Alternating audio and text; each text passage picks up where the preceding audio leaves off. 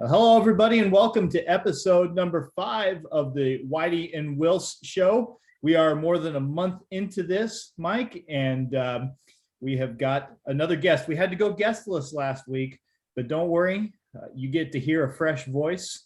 I'm Dustin White, by the way. Mike Wilson joining me as always, and our guest this week, St. Anthony golf coach, Phil Zaccari, St. Anthony boys golf coach. Phil Zaccari is nice enough to join us. So we've got two high school golf coaches on the show today, and should have some pretty good conversation here. Mike, I know you've certainly probably got a few things that you want to get into today.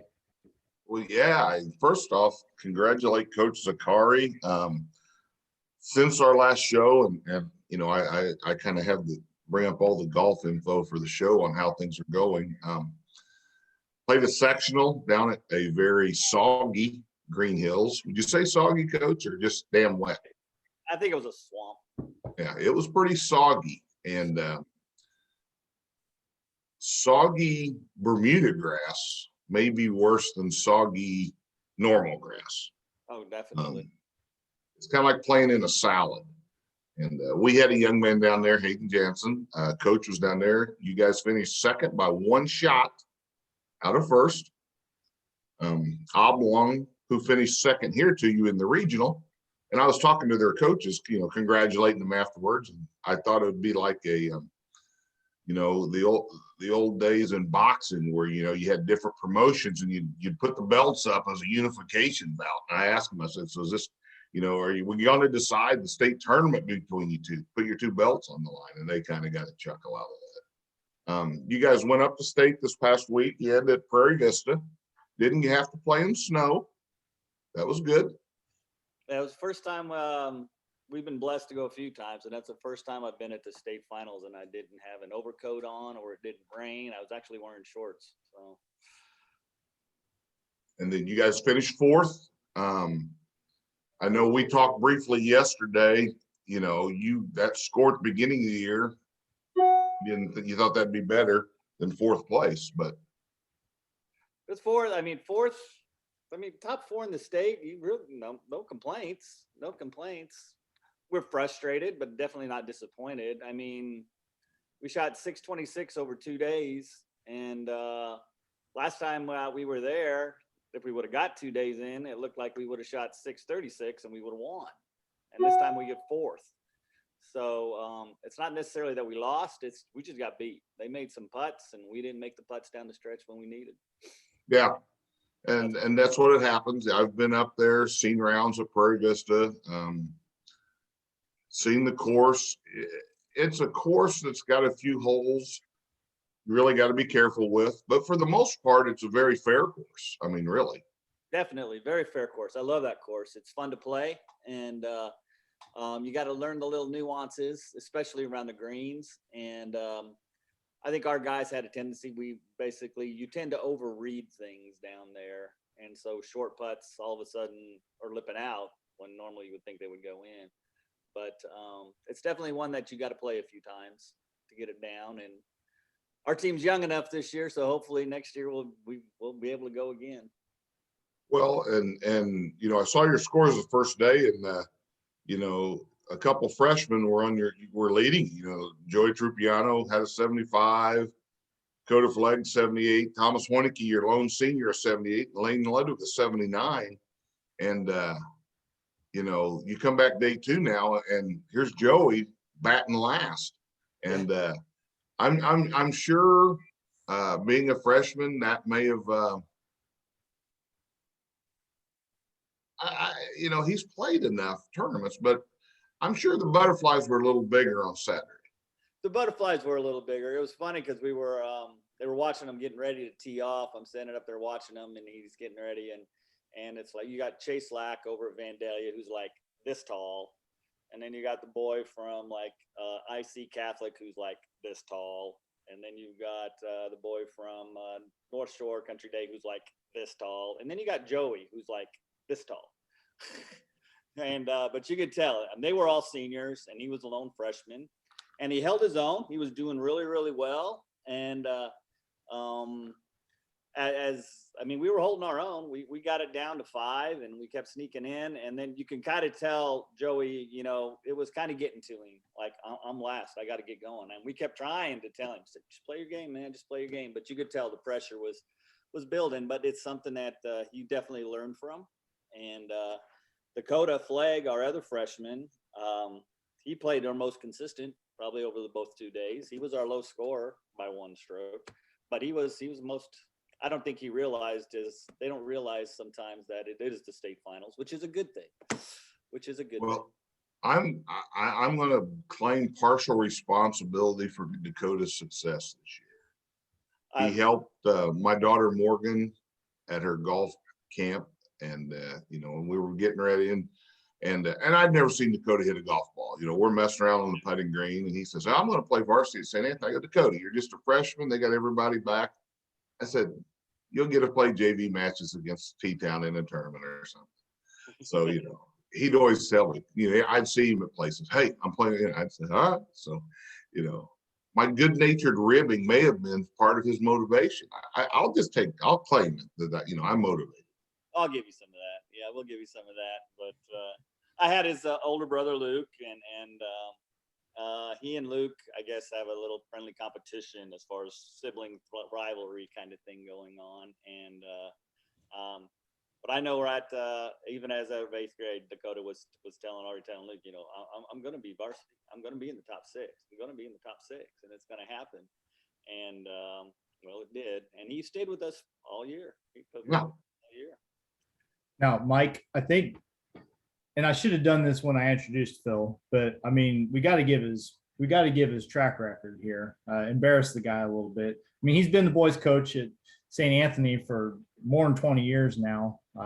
4 state championships, plenty of appearances besides at state. So yeah, I mean, a lot of success there. And we talk about golf pretty much every week since we started doing this, since you're coaching over there at T-Town. But, you know, I've had a few questions that I've been waiting to get a real golf coach on here to ask. Oh my. Because I'm kind of curious about it myself.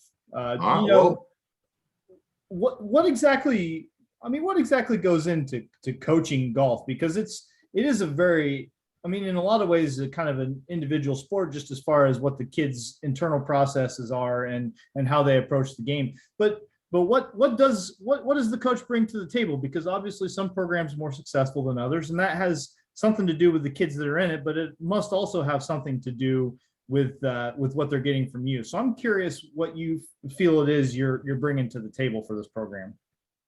Is that for Phil or me?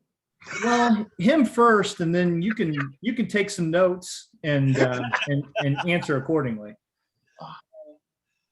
Basically, when I took over, 23 years ago, I guess.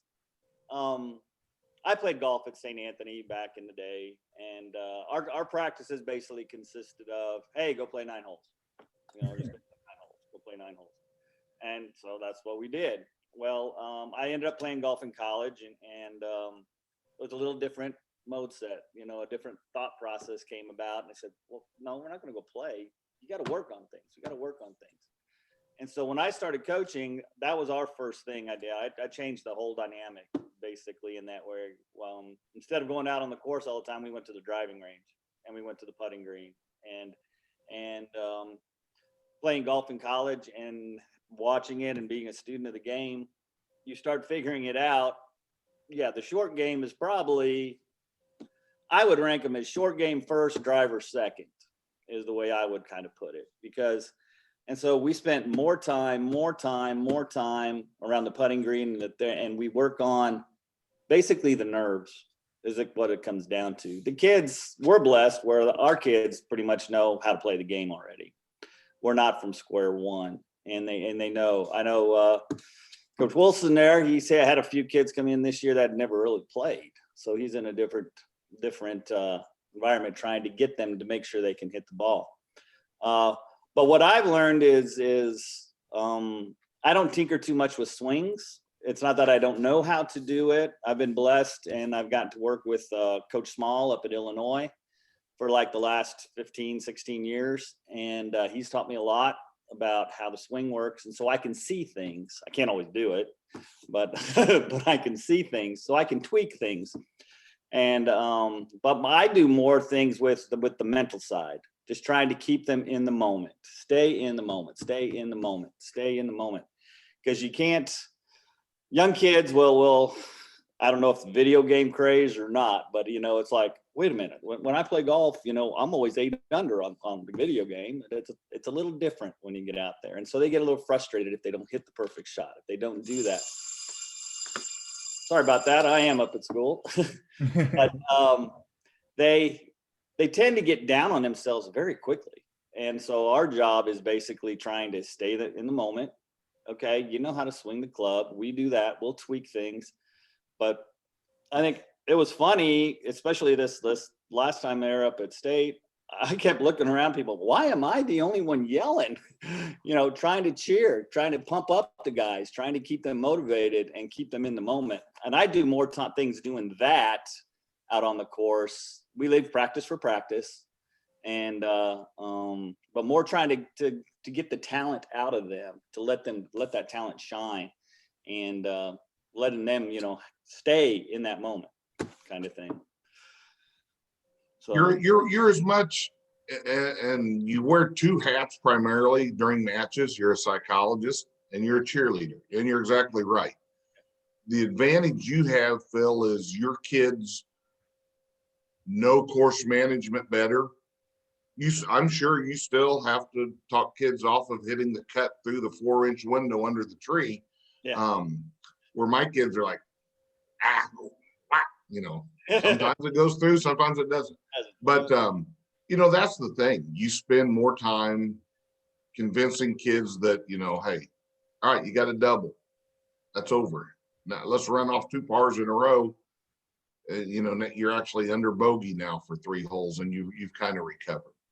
Yep. I spend more time doing that and spending our energies there during matches. Now practice, we do just drills, a lot of short game drills,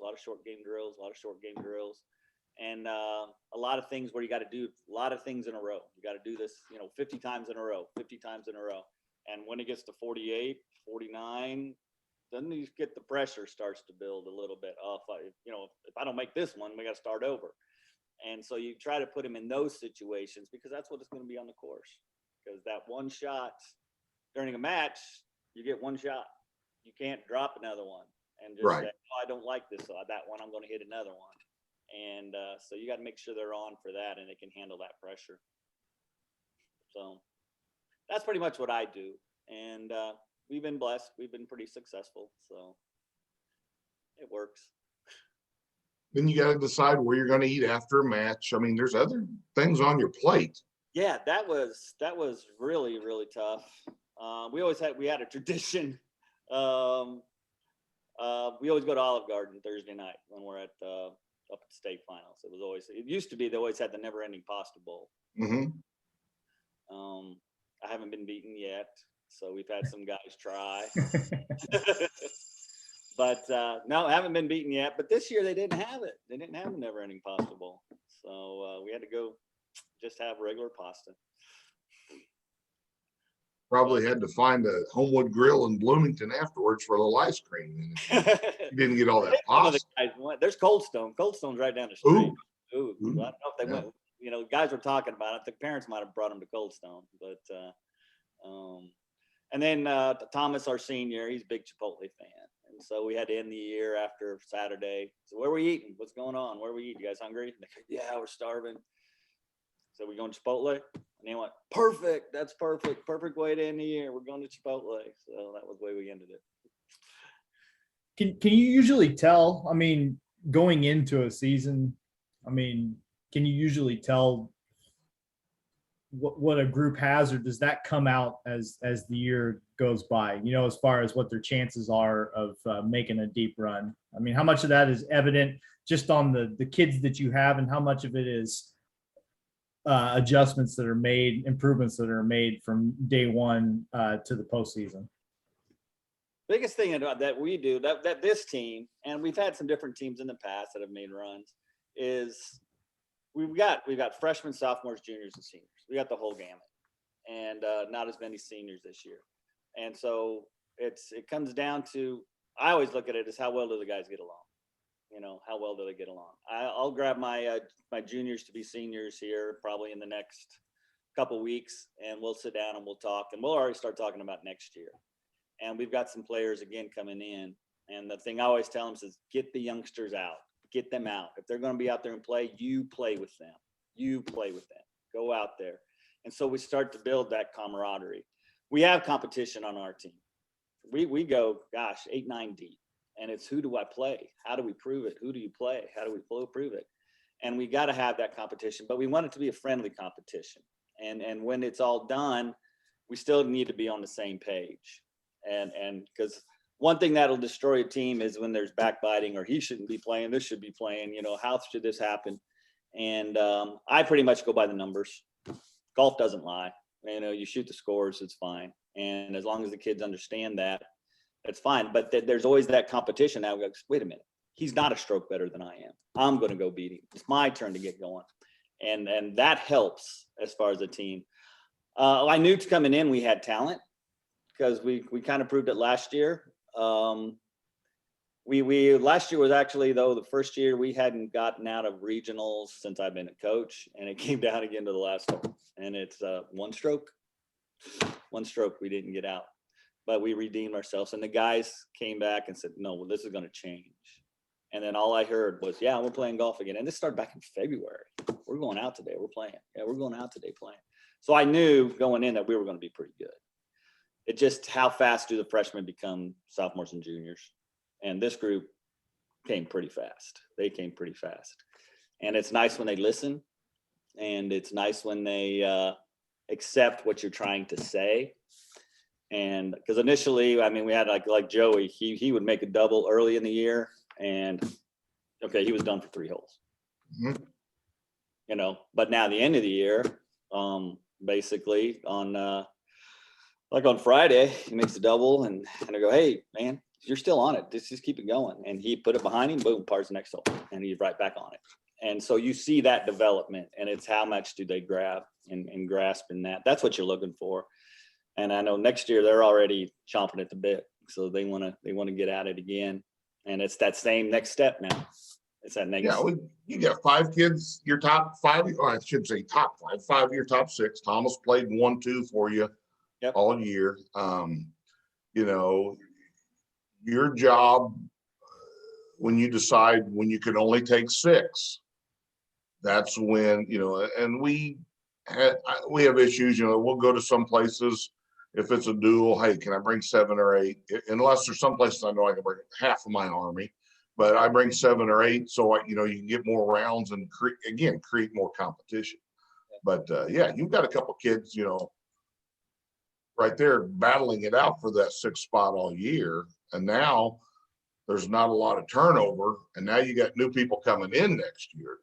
Your competition will only be greater next year for those golden 6 spots when you're only able to take 6 kids. Yes, because like I said, with freshmen coming in, we've got a couple really good one. The Pennington kids coming in. But talking about Thomas, we lose Thomas, and Thomas has been a big part of our program for the last. He was basically the only freshman when he came in, and he was the only senior. He did get a medal, so we're blessed to the point where Thomas didn't get to play his freshman year at State. He was one of our top alternates. And so his goal all the time was, I want to play. I want to go. Yeah. And COVID put a wrinkle into that for a little bit, and we were hoping. And so, but Thomas was that kid that when he came off the bus, we got off the bus on Saturday, and I said, hey, man, thank you for 4 great years. I said, sorry we didn't get you a medal. He goes, no, man, I got to play. And that was a great experience. But, the freshmen and stuff, going back to the freshmen coming in, we're going to be battling. We're blessed. I'll have, probably 10 or 11 kids that'll be able to break 80. Yeah, your depth will be, you'll be loaded with kids next year, and that'll be good. And a lot of people in our postseason, in our regional, the other 2 teams that went out behind you guys are heavy senior laden. you know, it gives people like us a chance. Hey, maybe we can grab that 3-hole and get out of a regional now. And I know some people will say, oh, St. Anthony's good because they're all members of the country club. Well, no, St. Anthony's good because their kids play a lot. Yeah. And That's how you get better. Yeah, our kids work at it, and They do. And they work, and it's not just they go out and play. Yeah, they're blessed. They can play the country club, and that's very cool. But no, I'll go out there and I'll have to meet with Tim about something, and there's 5 or 6 kids out there, and they're not just playing golf. They're on the range. They are chipping and putting. They are playing against each other. They are trying to get better. They're always trying to get better. And that's all you can ask, as long as they're trying to get better. And then hopefully, you know enough, you don't screw them up. So as they get going. Heck yes. So, well, Phil, you know, we go back years ago, and I got in trouble once for when I attended. You had a birthday party. I don't know. We were probably junior high kids. Okay. We weren't even in junior high. We were probably about 10 or 11 years. Yeah.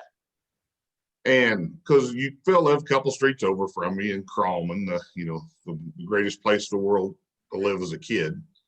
Live there And now. it was a great neighborhood. And I came home and I told my dad, I said, Dad, it was hilarious. I haven't laughed so hard. And we may have been. I haven't laughed so hard in a lot. I got to listen to Richard Pryor on her album. And I thought my dad was going to kill me. Was that me or was that DePoyster?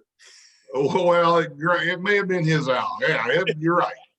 Because you guys live right across the street from each other, if I remember. Yeah, we lived in our backyard. So I may have blamed Coach Zaccari all these years, and it wasn't. But yeah, I just remember my dad just gave me that look, and I used to get that look a lot. I don't get it as much anymore, but I know it's hard to believe, Whitey, growing up as a kid, I'd get that look from Larry. I can't imagine. So anyway, but no, yeah, we do go way back, and it was very nice talking with y'all. It's very cool.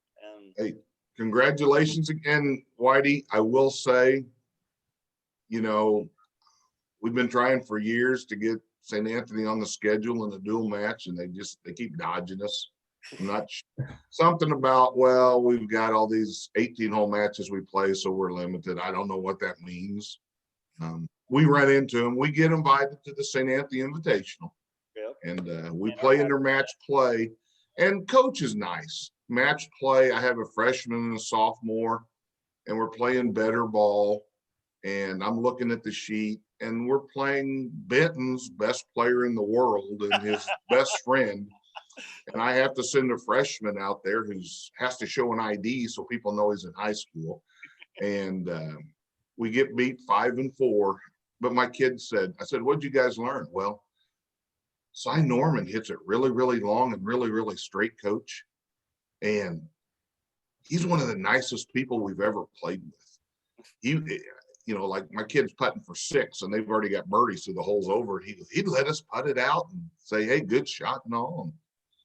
So quite a learning experience, but coach rolled out the red carpet for us. Yeah, Gave us that. I do what I can. At least he didn't get the hole-in-one against us. He saved that for you guys. Saved that for us. Yeah. I thought Thomas was going to put his on top of it, though. I know. Well, he hit it like 1.5 feet? Oh, less than that. It was yeah. Yeah. So almost 2 hole-in-ones in a high school match in the same foursome. So, yeah. Anyway, but well, congratulations again. I expect you to get hardware next year. Move us up a wave at the first tournament of the year. We will be much improved now. Okay. That we have a building where we have a foundation. So, you are you're what we chase. Well, we want to emulate you guys. I'll take that as a compliment, and you know what it is. Anything we can do for you guys too. We always want to bring Larry up, so we'll help anybody we can. Oh yeah, and a couple of your kids, I know, I holler at Jonathan Willenberg sometimes in the middle of a round, just like I hollered at his dad as a freshman basketball player. So, but no, it's good. And you guys, your success is earned, not given. You guys spend a lot of time. I'll have to come up with something to motivate Dakota for next year. So yeah, well, tell him, he said, yeah, you didn't win. So that probably tell him I didn't read any press clippings where he thanked Coach Wilson for motivating him. Yeah, there you go. That'll work. But thank you all very much. So yeah. Yep. Thanks for joining us. Thanks for joining us, Phil, and get back to normal life now. Yeah, I finally get to, my wife is freaking out because we've usually, our anniversary is usually right at state golf time. And she goes, we know we're going to spend our anniversary together. Well, since they moved everything up a week, we are taking a trip. So yeah, no excuses. So where are you going to play golf? No, we're going to Washington, D.C. We're going to go see look at the museums and stuff. And cool. Just for about 3 days and see a musical. So, well, enjoy your trip. Yep. Mrs. Zaccari, she earns that, and I saw she cooked her pre-regional spaghetti dinner for you again this year.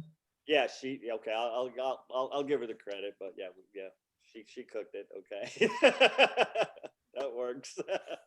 So, all right. Thanks, Phil. Yep. Take care. Yep. Hey, we'll see you. Bye-bye. Bye-bye. So again, thanks to Coach Phil Zaccari from St. Anthony High School for joining us. And Mike, we will transition then to some talk about the rest of the Effingham area prep sports scene besides the golf. Again, congratulations to St. Anthony for their run to state and for everybody else. We got to give the St. Anthony girls a shout out for getting third. Okay. They bring home some hardware. Did a good job up there. Vandalia, as Phil mentioned, state champions. Who finished third in our sectional, but everything is so tight and so competitive. Aldamont's 2 guys, Kevin Hall. They have a cut now to lighten the field for day 2. So I think Kevin Hall made the cut. And Mr. Stonecipher just missed the cut. So they got to play at state, which was great to end their senior season. That was really good. So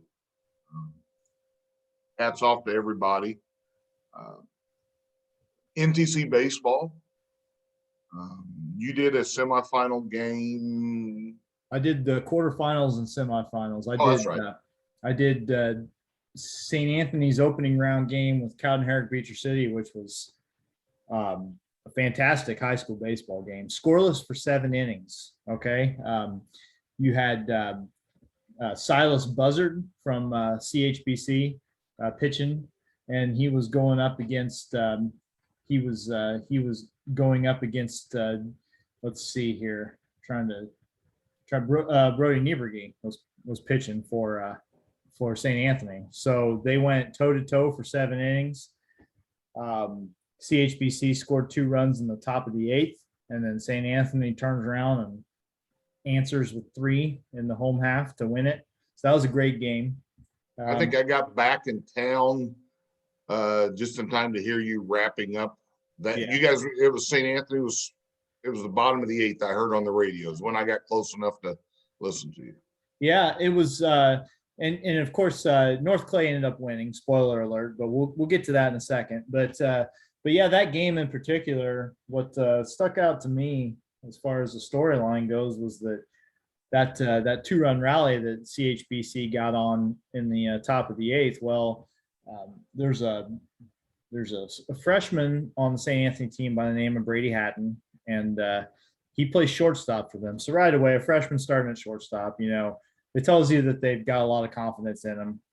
Pretty good athlete. He had an error that got that rally started. Okay, and that'd be a tough pill to swallow for any high school kid, let alone freshman. And he led off the bottom of the 8th with a base hit, and got them going.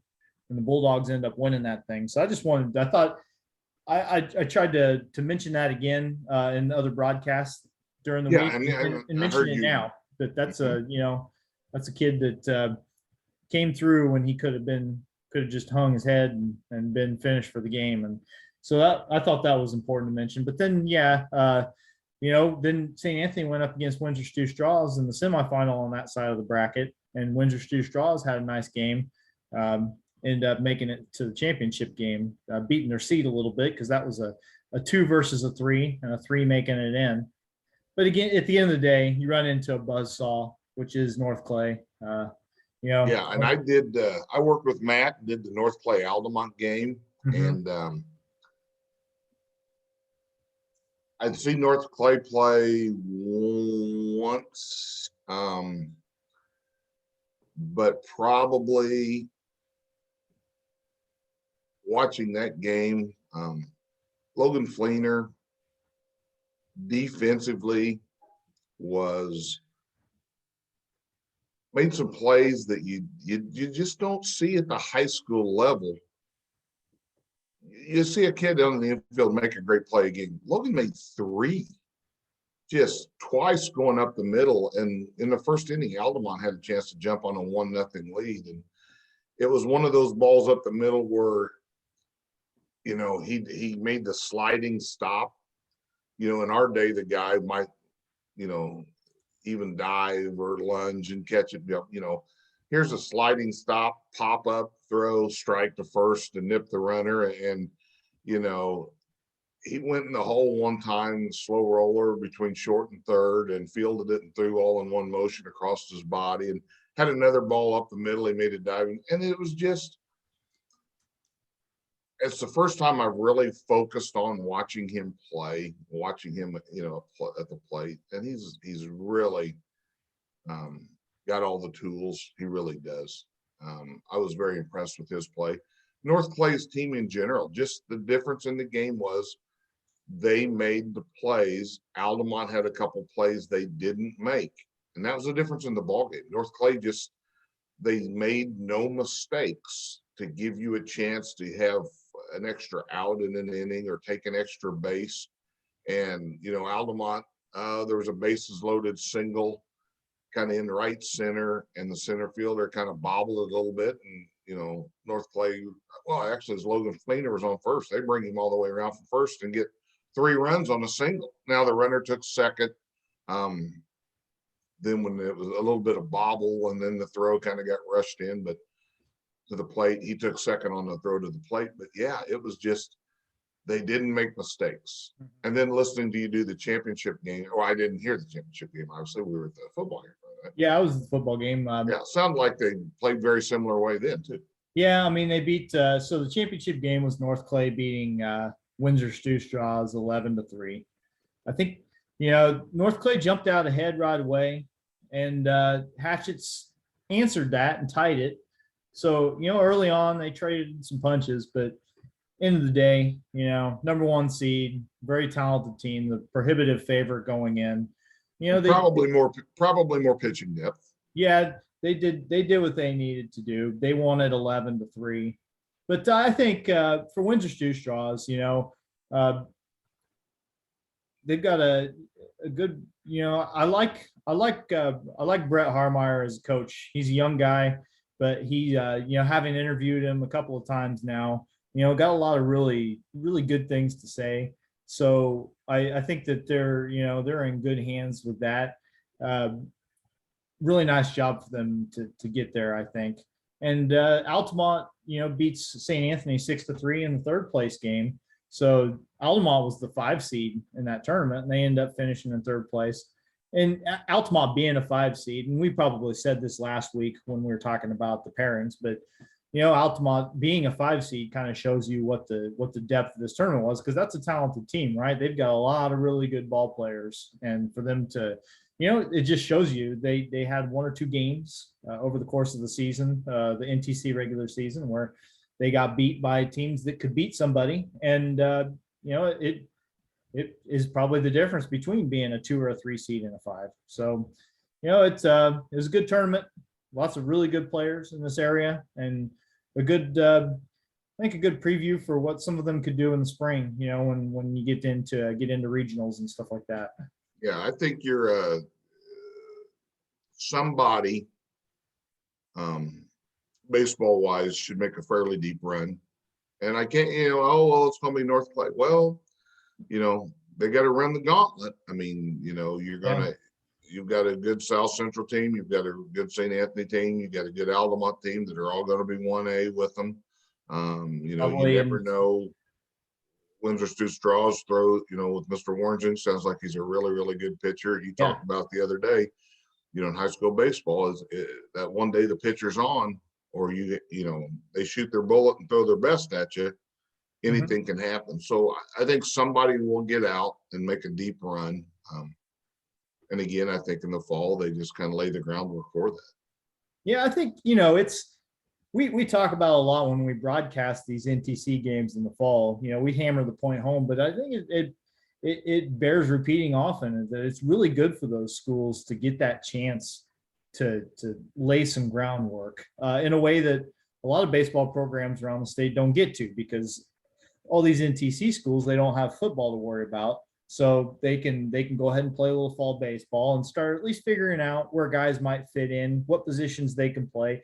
And you don't have to spend your spring, you don't have to spend the early weeks of your spring season trying to figure that out. You're already kind of set. I mean, things can change over the winter, of course. Some kids might go out or not go out that didn't before, but for the most part, some of those questions are answered. And I would have to think from a coaching standpoint, that simplifies things a little bit, and you can just concentrate on making sure that you're ready to go out there and play games and start preparing for playing good baseball when regional time rolls around.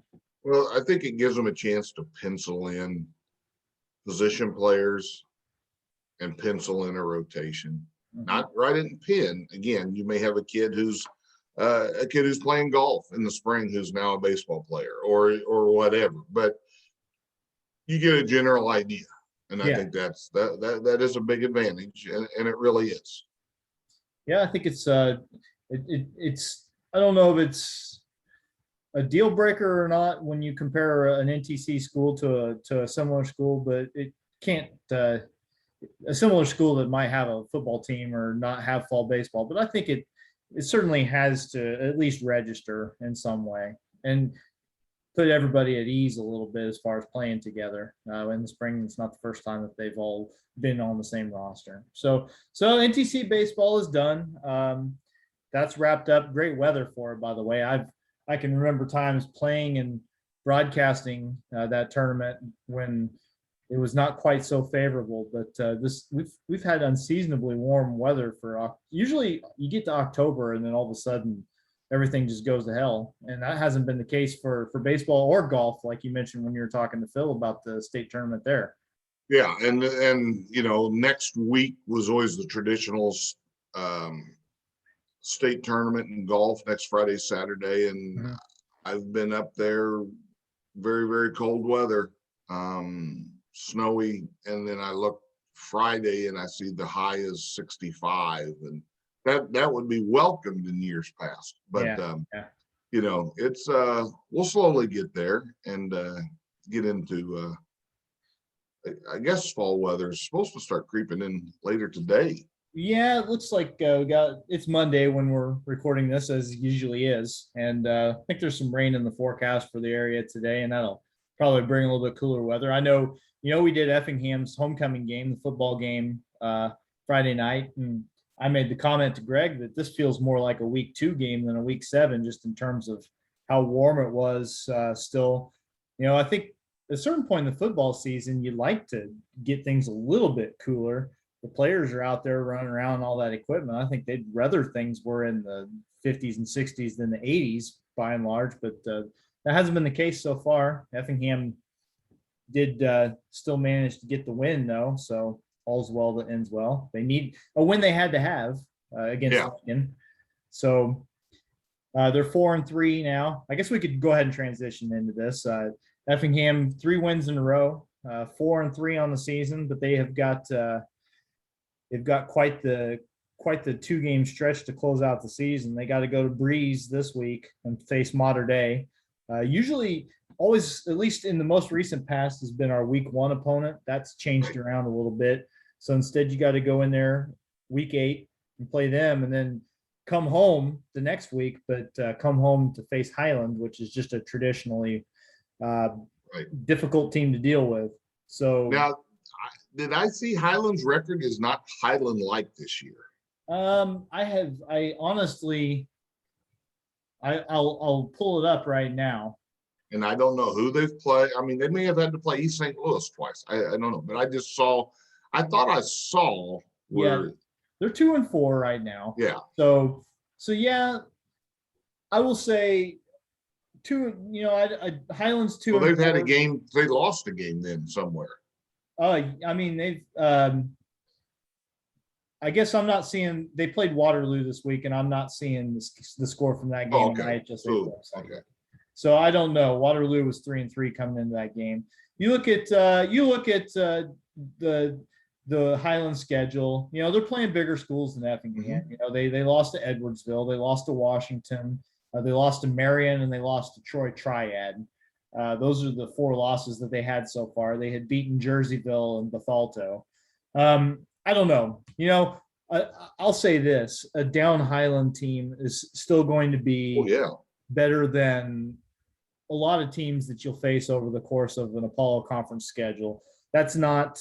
I'm not trying to throw any shade at the Apollo Conference. I'm just simply stating facts based on at this point decades of tradition, right? Like Highland's just a little good. Bigger school. They played that, and they played bigger conference, bigger competition. But you know,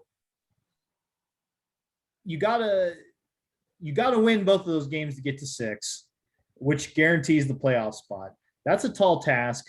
I think with Effingham's strength of schedule and the number of playoff points that they're probably going to end up having, that five might do it for you. But you know, it's modern day is going to be tough. I don't know what to say. I don't want to sound defeatist or anything like that, because anybody can lose on any given week. That's what sports are all about. And if you don't believe that, then there's not a whole lot of point in even paying attention to it, right? Like, well, it's just like going to Mount Zion. I mean, be honest, I think a lot of people were pleasantly surprised to see the Hearts go to Mount Zion and get a win. They knew you were going to have to play, you know, a really, really good game to do that. And the same thing's going to happen at modern day. I know a couple of years ago, you know, Effingham went down to modern day, and I think he had a rain delay and had to go back on a second time or something. And that was a big win for them. Yeah. So it's always a big win to go there. Yeah. No, it is. But they haven't lost, and you know, they get a lot of very positive press down in the Metro St. Louis, Metro East area. So, you know, it's going to be a handful. But the good news is that, again, if you're thinking that you might have a chance at 5 wins, it's not a do or die game, but you almost still have to approach it that way, because the only thing that guarantees you a playoff spot is 6. And so you have to approach it that way. And I think that's the way they had to be looking at this Lincoln game. Lincoln, you know, if we could go back a little bit and talk about that for a minute, it was evident from the very first play that Lincoln ran offensively that this was not a Lincoln team that we had seen in the Apollo Conference before. They knew what they were doing, and they had the athletes to actually make it happen. And honestly, if not for some really untimely penalties for them on their opening possession, well, they would have scored right off the bat after a very long drive, and it could have changed. First play, kid turns the corner 80 yards. Yeah. And for the officials, you know, and you always say, oh, yeah, Effingham. But that flag was out really early. Mm-hmm. That wasn't one of those, the kids at the 40 going in untouched, and you see a flag for a hold 40 yards behind the ball. A kid grabs a kid by the jersey, or a bad, you know, cheap block, or a kid's, you know, giving each other the business. I mean, it was out early. But they scored 3 times in that opening drive. Yeah, they did. I mean, and all 3 were negated. even after that big play came back, they still moved the ball down the field, accumulated first downs. They were knocking on the door, and then had some penalties that drove them back a little bit. Yeah, it was worrisome as somebody who obviously wants to see Effingham win the game, to see that. But the Hearts, to their credit, they played a good football game too, and they held on to win. And that's really all you can do. There were some things that weren't great from Effingham's perspective. And if you want those enumerated, you don't have to have me talk about it. You can find the video on the 97.9 YouTube channel, and Coach Hefner went over them in the pregame or in the postgame interview. But the bottom line was that they did what they needed to do to win, and put themselves in a position where these last games of the season mean something. And you start off a year 0-2 and 1-3. And you're not sure that you are going to be in that position weeks 8 and 9, where those games are played for anything more than pride. And so we've at least crossed that threshold. And now hopefully you can put yourself in a position where week 9 is potentially for, a playoff berth. Well, no, Whitey, after that opening drive of Lincoln, Effingham did turn around and march right down and score in their first possession, correct? I mean, and it seemed like each team had one possession that first quarter, and that was about it. That was about it, because Lincoln had the football for more than 8 minutes to start. Yeah, I mean, that opening drive. Yeah, I can't say enough about how deflating that must have been for them to control the game like they did, but to just have like three miscues basically bring it all back. But then as the game wore on, I mean, they committed 16 penalties, the Rail Splitters did. And so by the end of the game, you kind of understood that, maybe they still had some things as a team that, were those penalties in the opening drive were symptoms of a problem that they have overall. But I don't know. I don't see them play every week, so I'm not sure. Right. It just seemed like, as much better as they were than usual, there were still some discipline things that you didn't see happening for Effingham so much. The Hearts pretty much took care of their business as far as playing a clean game. They had 4 penalties, but the Hearts scored right before halftime. After giving up a score, they right. They got the ball back and didn't have a lot of time, but ran a big play. I mean, we got Armando Estrada is a kid that he was part of their kicking game to start the season, and that's all I really knew about him. Right, he was going to do the kickoffs, and he can catch it. Well, as it turns out, he is their best receiver, and keeps getting more and more chances, and keeps doing more and more with it. And plus, I mean, the kicking is great too. He routinely puts it in the end zone, and I've watched a lot of high school games at this point, and that's not something that you see very often. A kid who, 4 times out of 5 is going to get a touchback, and that just eliminates one thing that a team can do to you. I mean, kick returns, if somebody falls asleep, somebody falls down. I mean, you're putting points on the board, right? And he just eliminates the opportunity for that to even happen, and that's very important. Well, and we were down there, had a lot of we had our class reunion, so a lot of us were down there on the sidelines, and one of the guys was just, they go, well, his extra points aren't like a little chip shot that, is it gonna, you've seen the ball, sometimes it looks like it's from the video, the old game I had as a kid, Mr. Toe, where you smash his head and he'd kick where he'd just barely get over. No, he hammers the ball. Yeah. And he shows his leg, and he's very accurate. And but the biggest thing, it seems like you see in high school football a lot, is receivers that can't consistently catch the ball. Mm-hmm. A lot of drop passes in high school football. And it can be, a wide open bomb. It can be that little window across the middle, whatever. And, watching the games and hearing you do the games, on the road, the Estrada kid when he's the targeted receiver, he catches a lot of balls. He does. And he's not a burner. Tristan Duncan was on the team last year, and for, previous seasons, as accomplished a receiver as the program's ever had. And that kid, you single coverage, goodbye, right? Like he's just going to flat out run down the field. And as long as you can get the ball to him, then he's just going to beat the guy to the spot. Well, he's going to out jump you for the ball. Yeah. Armando gets if he wasn't, he's going to run around you.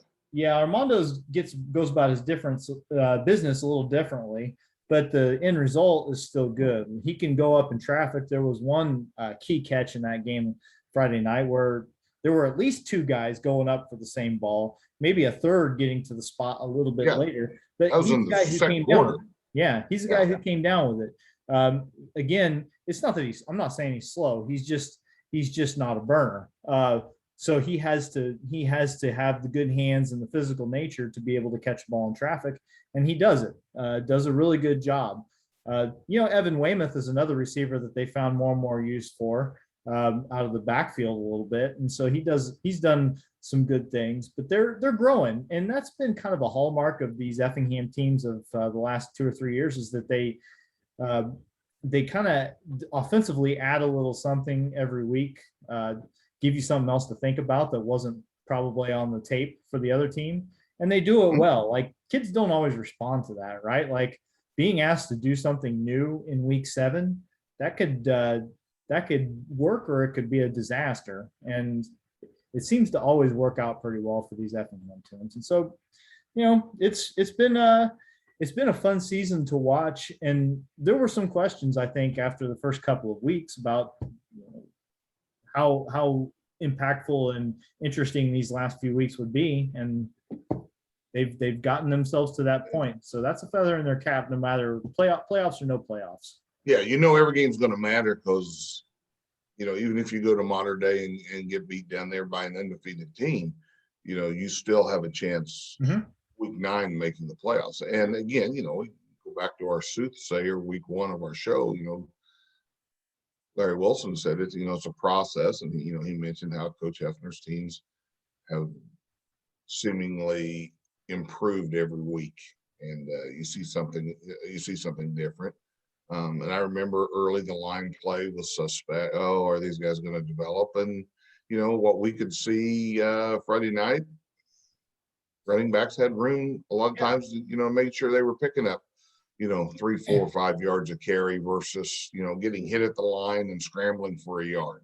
And that's the thing, people might not understand it, but these kids it's not like they're getting bigger and stronger from week 1 to week 7. So there's obviously some mechanical things that are getting better. Line play is not just about being bigger and stronger than the other kid across from you. It helps. Technique and repetition. Yeah. There's a thought process that goes into it. And if you have inexperienced kids, it doesn't matter how big and strong they are. There could be some brain farts that lead to some busted plays. And so conversely, even if you're not bigger and stronger than the kids across from you, if you're playing a more technically sound game and doing the things you need to do, well, you can still make it work. And that's really what we're seeing from Effingham, is that, where they were getting kind of owned in the middle of the field against good teams. That should also be stated, is that St. Teresa and Muhammad are really, really good. But they're still undefeated, aren't they? Yeah, Muhammad so much that they were supposed to play Taylorville this week. Taylorville couldn't play the game because they've got some COVID issues again. Did Taylorville cancel the rest of their season? Or I don't know if Taylorville canceled the rest of their season or not, but they definitely did not play Muhammad this week. And so Muhammad, a team in their position, they're undefeated. They could take the forfeit and say, this is our best chance to be 9-0, going in the playoffs and get the best matchup. No, they said, Peoria Richwoods doesn't have anybody to play because they had Urbana on their schedule.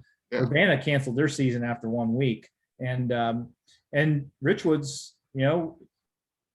they said, we'll go up there and play these guys. We want a game, and that's a lot of confidence to have in your team, because you don't know much about that opponent.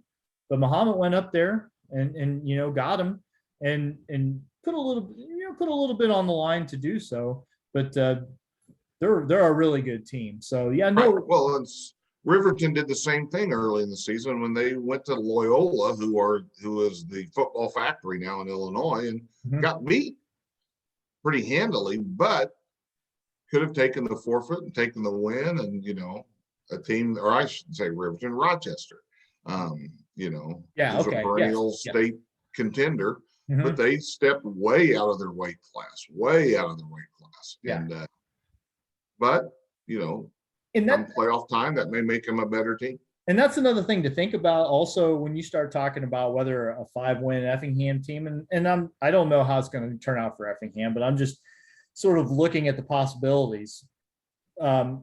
There's, COVID's not over yet, and it's affecting it. Obviously, it's affecting programs, and especially late in the season, if a program comes down with it and can't play games, well, there's no time to bounce back, right?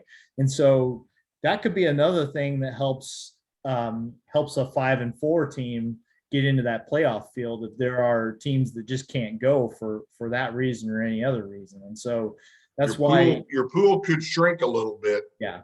Because of it. Yeah. So yeah, I mean, whatever happens at Mater Dei, that Highland game in week 9 at home is going to be very important. You won't know for sure until after it's over with. And there's people who can prognosticate this stuff. I probably ought to. I know Andy McDonald always used to be really big on. Oh yeah, they can. You got people right now telling you who your matchups are at every. Yeah, but 1 through 8A. But those unforeseen circumstances can throw a wrench in all that, and that's why it doesn't matter whether you're 5-3 or 4-4 going into that week 9 game. Well, you know that there's at least some chance that if you get the win, then then you're going to play. You might have a chance to play in week 10. So there's going to be a lot on the line. And so, whoever might happen to be listening to this or watching this, keep that in mind if you're thinking about going to the game. Last home game at Klosterman Field, get out there, watch these kids play if you haven't seen them. So I think that can wrap up the football talk. I don't know if you've got anything else you want to get to. No, just I haven't seen any playoff baseball since Wednesday. We've had again with our 40th class reunion, we kind of had stuff Friday, Saturday, actually Wednesday. So I watched the Cardinal Dodger game, which it's a good one. I wasn't surprised at the aged magician going out there and giving up 1 run, I think through 6. He hung 1 little breaking ball and got burned for it. I wasn't surprised Alex Reyes came in, and he's either been really, really dominant or says, here, see how far you can hit it. Give up the walk-off in the 9th. Now, you didn't go to the Braves game Sunday in Milwaukee? Saturday. No, Saturday. Yeah. Saturday. See, I don't even know what day it is. Yeah. Well, went up there and got a win. Yeah. One thing I wanted to say, we could talk about that, but one thing I wanted to say, you mentioned Wainwright pitching in that wild card game, but then he was on the broadcast crew for the White Sox Astros game last night, Sunday night. And he's pretty good at that too. So he's got a future whenever he decides to quit playing, which isn't going to be after this year. He's got 1 more year, he says. Yeah, and so I look forward to that. If that's something he's really interested in doing. I found his contribution as a color commentator to be, he had some pretty good interplay with AJ Pierzynski, and I'm a bigger Pierzynski fan than a lot of people are. A lot of people don't like him for some reason. I think because he got punched. Who was the Cub catcher that punched him? Michael Barrett. It was Michael Barrett who punched him, and Michael Barrett's an even bigger jackass than AJ Pierzynski is. Take that with a grain of salt. But I thought they worked with a guy named Adam Amin, who is he works for Fox, and let me tell you something. I don't know what ESPN's going to do about their Vasgersian hole that they have to fill now, but they could do a lot worse than this guy. He's really solid. So I thought that was a great broadcast crew and an interesting game to watch. But yeah, we Saturday morning this past week, my daughter comes down the stairs at 6:30 in the morning, fully dressed in a Brave shirt, and she says, "So are we going to go to the game?" And I was like, "Well, I don't know." Like, we had kind of jokingly talked about it, but she was ready. She probably had bratwurst packed in her pocket. she was dead set on going. So, I talked to my wife about it and said, is this something that we can really do without being in the doghouse? And she's like, yeah, go for it. She was, so, my old man, my dad ended up going with us too. And, we just bought some tickets on, it wasn't StubHub, some other thing that he uses. We found some pretty good seats, went up there and got there, managed to get there an hour before the game started, and pretty good experience. Not a bad place to watch a baseball game. Different atmosphere when you go there and park. Like it's like a college football atmosphere there. Everybody's tailgating everywhere. Yeah, they're grilling, they're playing bags, they're throwing footballs and baseballs around. Did you get any like drive-by brats going by? Anybody offer you something from the tailgate? We kind of tried to just keep our heads down. I always tell Mackenzie, like, I tell my daughter, like, we go to these because we went to St. Louis a couple years ago for the division series there too. Like, and I told her, I was like, you never know when the Braves are going to make the playoffs again. Like teams will go 20 years without making it. So when they're in and we've got like a shot to be within driving distance, we should go. But it's never in Atlanta because that's such a long way to go. You can't make a day of that like you can St. Louis or Milwaukee. And so I said, you go in the stadium, you're going to be one of like 5%. Okay. You're not, so like, don't be too obnoxious. Like we can root for our team, but let's not be calling too much attention to ourselves. Yeah, and don't draw attention to yourself. We did a pretty good job, and the people sitting around us were great. And honestly, the people, like, I've never seen friendlier people working in a stadium before than that one. Just fantastic game day experience there, as far as I could tell. And really, I thought getting out of the parking was going to be a little bit of a nightmare afterwards, because all the parking is right around the stadium. Mm-hmm. And so, like, there's no, like at St. Louis, for instance, you can find a parking garage, half a mile away if you want to, if you're willing to walk. But then once you leave, then getting out of town is not too bad. Right. Well, this is different. All the parking is right there around the stadium, so everyone's trying to leave at the same time. And I thought, boy, we're going to be here for hours. And it wasn't too bad, actually, as it turns out. So really, really good experience. Glad we got to go. And yeah, the Braves won, which was nice, because when we went and saw the division series game in 2019 in St. Louis, that was the one where Marcelo Ozuna hit 2 home runs when he was not playing for the Braves yet. He was still playing for the Cardinals. And Yadier Molina ended up walking it off. And so that was a tough one to stomach. So this was a little better. See, I thought the Cardinals were the only team that couldn't hit Max Fried. But I saw he pitched that game. I saw a little glimpse of the score. Yeah. All right. Most importantly, who won the sausage race? It was the Italian sausage. Right. That's what I saw. I saw that on the highlights. So my daughter, sure you're paying attention. That really perked her up. That was another thing, man.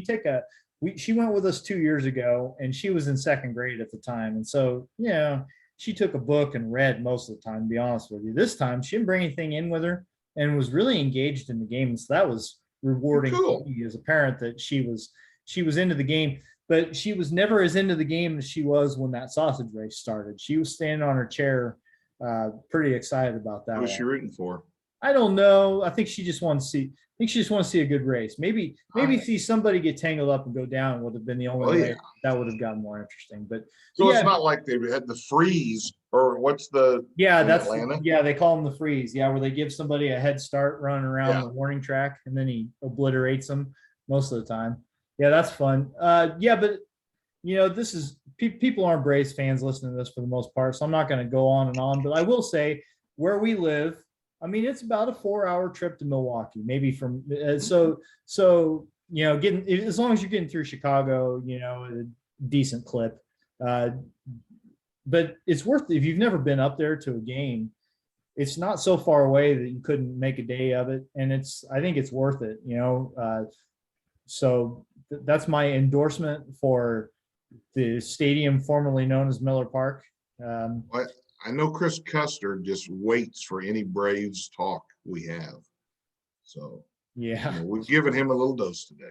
Well, I can't say much about Chris. He's hooked me up with some Braves Cardinals tickets in St. Louis in the past, and so uh, set up a meeting with for my daughter to get an autograph from Danny Winkler when he was still with the Braves. Yep. So Chris is a good guy. Yeah, he'll go to his head. Don't say that. Well, that's all right. It's getting close to Christmas tournament meeting season. There's deer season. We have Christmas tournament meeting season where we get, it's kind of like the NCAA seat, when they lock guys in the room for so many days to come out with it's time. Usually once high school golf season gets over, we get after it in earnest. And we haven't done this now for 2 years, so it'll be interesting. But to be honest, our meetings could last probably 20 minutes, and they last like an hour and a half. And at some point, someone's telling stories about something that happened 30 years ago in a basketball game, and I can't believe usually it involved T-Town and Effingham, and you get Jeff Hardick and Chris Craig talking stories back and forth. I was going to say, I can't believe that a group of people that includes Mike Wilson gets off topic and starts telling stories. That seems I'm probably the most following the agenda, quiet. I just sit back and listen in these meetings. You've got Jeff Hardick and Chris Craig, and then Custer, and then Mitch Custer gets involved, and then all of a sudden someone wakes up Mike McCollum and he starts talking. And I just sit back and listen. No. There's a guy we need to get on here sometime. I think Mike McCollum would be an interesting. We will ask. All right, Mike McCollum's first student teacher he ever had. Okay, usually you have a break-in process, a weaning in. Day 2, or actually day 1, the end of day 1, during the last period of the day, he tells this naive, impressionable young man, "Hey, class is yours tomorrow. I got video to watch." And from day 2 of student teaching, this young, wet behind the ears kid got stuck having a full load of class at Dietrich High School. Well, I'm sure it was good for you, and I'm sure that Mike only had your best interest in mind when he made that call. I'm sure he had his interest in mind. Well, I don't know. Anything else you want to talk about, or you think we probably? I think we're good. Again, I've been off the grid for any national sports, really. I can't tell you who's leading any playoff series at all.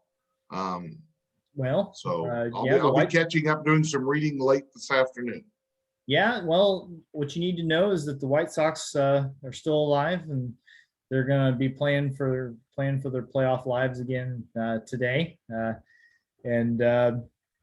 Well, there was we don't need to get too deep into it, but the Red Sox and the Rays had a really interesting one last night. You'll have to look it up, Mike. Is this the ground rule double? Yeah, it went deep into the game. They played a bunch of extra innings, and then in the top of, I think it was maybe the 13th, 14th, I was kind of half paying attention until this actually happened. It was just on TV for background noise, but the Rays had a real good chance to score. I think a runner on first. And somebody hits one that short hops the fence, hits the outfielder, and then bounces back over the fence. And so the rule is that ground rule double. Yeah, it's a ground rule double. It kind of opens the door. I don't know how feasible it really is, but I suppose theoretically you could, without making the play on the ball, maybe somehow knock it over. If you don't think you got a chance to make it look like an accident. Yeah, I don't know. I mean, again, that's where the conversation led. I don't know what happens, but the bottom line is, instead of being a ball that almost certainly scores the guy from first base, it's a ground rule double, places the runner from first to only at third. Tampa doesn't score, as it turns out, and then Boston walks it off with a 2-run homer in the bottom of the same inning. Was Randy Arozarena involved in any way in this play? No. Because he, in the postseason, he's like Mr. Tampa. Yeah, he finds a way, doesn't he? It irks Cardinal fans. By the way. Yeah, well, they've let a lot of good ones get away recently, but they keep winning also, so I don't feel too bad for them. So yeah, that's I don't know. I think that's a quick look at the playoff storyline. The Braves and the Brewers are tied at 1 apiece. They'll play today at noon, as a matter of fact. So I'll probably still get some work done, but it'll be somewhat distracted. And I get to have lunch with a celebrity today. Yeah, Ube was at the football game. He's been in town this weekend. So yeah, I got him. I had a poster my freshman year in college, a little thing that used to show up in the lobby of the dorm every week, and one had an article about Uwe in it, and mysteriously it ended up in my dorm room. Not sure how that happened. Fate probably. So I've literally had it in the closet for 35 years, and during COVID we started redoing our basement and kind of turning it into a mini man cave, and we got it out, and we're going to have it going to get it framed. And so yeah, Uwe came over last night, signed it. So now I have it signed. So when I put up, and then he's leaving town actually today. So a couple of us are going to have lunch with him. But it was great getting back in touch. I haven't talked to him in over 10 years. I know he was home for Effingham, retired some stuff basketball wise. They honored the teams and retired his number, and I got to talk to him a little bit then, but I got to talk to him a lot this weekend. We used to run around a lot together. When he came back 11 years ago, when he saw me, he probably didn't remember who I was. There's a lot of things that, but then once you start talking to him and he's like, okay, yeah, and then but no, we had some great conversation. He was glad to see my youngest was home wearing her IU shirt. She's a sophomore in Indiana. And, Whitey, I got a good one for you. My daughter is training a new worker at the Bar and Grill in Bloomington, Indiana 2 weeks ago, where she works, okay? 21-year-old former volleyball player. Girl had quit playing volleyball to finish up her studies. 6'4", I don't know what position she plays, got to be some type of a hitter. And her name was Lexi Johnson. And Jessica's talking to her. And Jessica, she can be a little oblivious to the world of sports. And they were talking, and Lexi goes, well, I bet your dad's heard of my dad. Jess says, well, who's your dad? I'll ask him. I'll send him a text. Randy Johnson. So Jessica just says to me, do you know a Randy Johnson? I go, well, what did he do? I know a lot of Randy. I mean, not the Randy. I wasn't thinking this was the big unit she was asking about. She said, well, he said he was a baseball pitcher and he's in the Hall of Fame. I said, wait a minute. You're training Randy Johnson's daughter? Yeah. So, yeah, Jess, she's denied IU preseason All-American basketball players entrance into a bar because their friends weren't 21. Just my little daughter is the carter at the door, all 5'5", 120 pounds over. She's the heavy at the door. Well, I'm sure she can rough people up when she needs to. Well, she can. Anytime I think about Randy Johnson, unfortunately, you think of the Bird. The Bird, and he threw a perfect game against the Braves too. Right. That I happened to sit and watch the whole thing. So yeah, that's a pretty cool story. Quite a legend. You'll have to see. John Crux at bat in the All-Star game, probably the one thing that comes to mind for me. Well, here's all I'm saying is that you've got that connection. So if we don't get him on the show at some point, then you've really dropped the ball. We need to get our subscriber numbers up a little bit before we can pitch that to him. Well, but that's on the people. If you happen to be watching this, and we'll wrap it up. If you happen to be watching, you're still one of the few.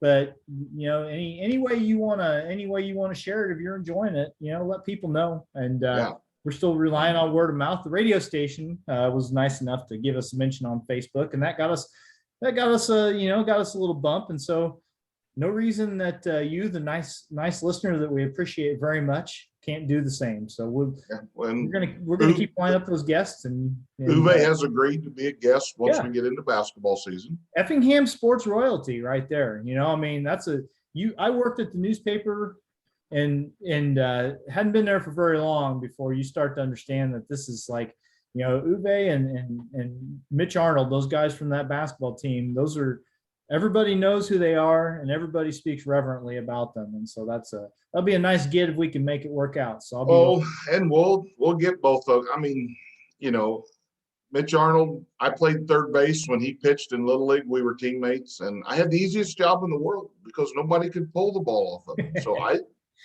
could have like popcorn in my back pocket playing third base in Little League. Yeah, I wouldn't put it past you. Well, it might happen. Just saying.